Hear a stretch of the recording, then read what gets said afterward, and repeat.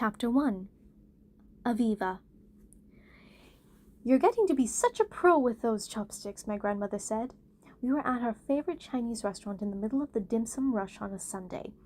It was our special day together, one I looked forward to every week, and not because we stuffed ourselves with dumplings and then hung out at the mall either, though that was a major perk.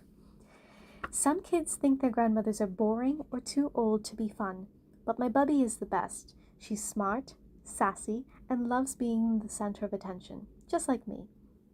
When I looked up to agree with her about the chopsticks, the slippery dumpling slid out of them onto the tablecloth with a plop.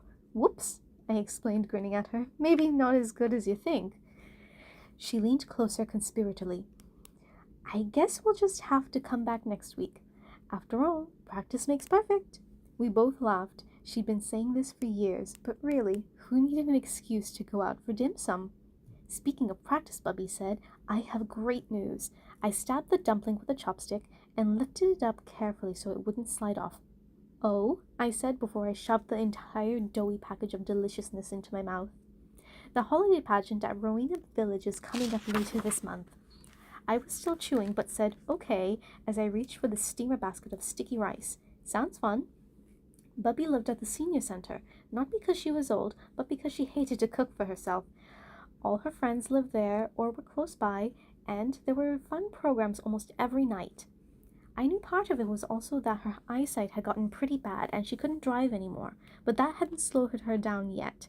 Still, the way she talked about Rowena Village made it sound really good, like a year-round summer camp. More than once, I'd ask her when I could move in.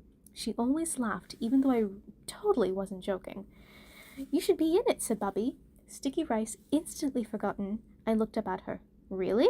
"Of course! You're a born performer." "You are not wrong," I sang, shimmying in my seat. She winked as if to say, "Of course I'm not wrong," and picked up a hargo dumpling with her chopsticks. The best part? I made sure they're including a Hanukkah number this year. She took a bite of the dumpling, not dropping the rest. She was such a pro. Once she was done chewing, she pointed the half-eaten dumpling at me. "You'll be in the Hanukkah number and will shine like the star you are, my bubbala." See, this was one of the reasons I loved my grandmother. She knew I was meant to be a star, in movies or on Broadway, wherever. Except, "Of course I want to be in the pageant, Bubby," I said. "I want to sing and dance and perform. You know I do." But I reached again for the sticky rice, dropping my eyes to the steamer basket, not sure how to finish the sentence. "But what, Vivi?"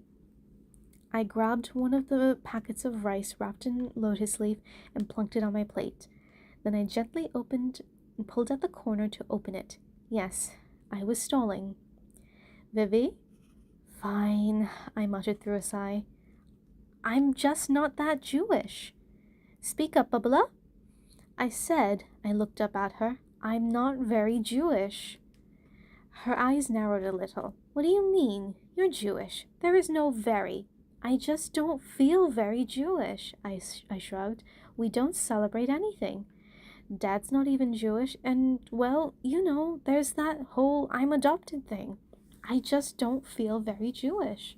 How can I do a Hanukkah number?" Bubby put down her chopsticks slowly and reached for her small cup of jasmine tea. She took a drink before returning it to the table. Now she was stalling. Her eyebrows knitted together like she was thinking hard about what she should say. Finally, she looked straight at me with the kind of serious face that made me want to fidget and squirm.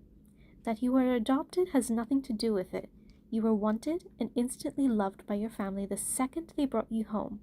As a baby, you were taken to the mikveh and given a Hebrew name and became as Jewish as if you had a Jewish birth mother. You will have a bat mitzvah next year like your brother had a bar mitzvah. And your father not being Jewish does not make you less Jewish. Aviva Libby Davis, you are Jewish." She stared at me until I nodded in agreement. Then she reached for the teapot. "But as for your family's lack of observance, well, I wish that was different. Your parents had agreed that you kids would be raised Jewish, and I'd hoped that when it came time for Benny to study for his bar mitzvah, your family would have taken it more seriously and not just done the bare minimum. Though I do think your brother was glad he did it in the end." She sighed and shook her head before she met my eyes again and said, "But Vivi, you can always celebrate with me. I would love to take you to the synagogue for the high holidays next year, or to the Jewish Community Center for dances or programs. If you want to enroll in Jewish Sunday school or go to Saturday morning services, we can do that too." "Really?" I said, not sure I wanted to go to the synagogue for regular services.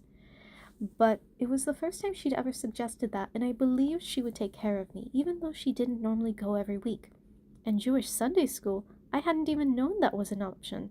Benny's bar mitzvah lessons had been mostly online, but going to a place with other Jewish kids might be fun. "Of course," Bubby nodded. "You just need to say the word. But it has to come from you, so your mother doesn't think I'm pressuring you. It's up to you how observant you want to be, but no matter what you decide, you are nonetheless 100% Jewish." She seemed really sure, and even though I had my doubts, "Seriously, you think I'm Jewish enough to be in a Hanukkah number in the pageant?" I asked, "even though I don't really celebrate Hanukkah?" She nodded. "Of course." I gave her the side eye. "Will I get to sing?" She grinned as she filled my teacup. "I'm counting on it." "And dance?" "I don't know if there will be dancing, but if there is, I fully expect you to dance. Sign up is tomorrow evening at the center. Ask your mother to bring you." I couldn't help it. I jumped up out of my seat and threw my arms around my grandmother. "Oh, Bubby, this is really the best news. I'm going to make you so proud." "Of course you will," she laughed as she hugged me back with one arm and put the teapot down with the other, a little spilling out of the spout. "You always make me proud, Bubala, always. But I think this is going to be your moment. I can't wait." Neither could I.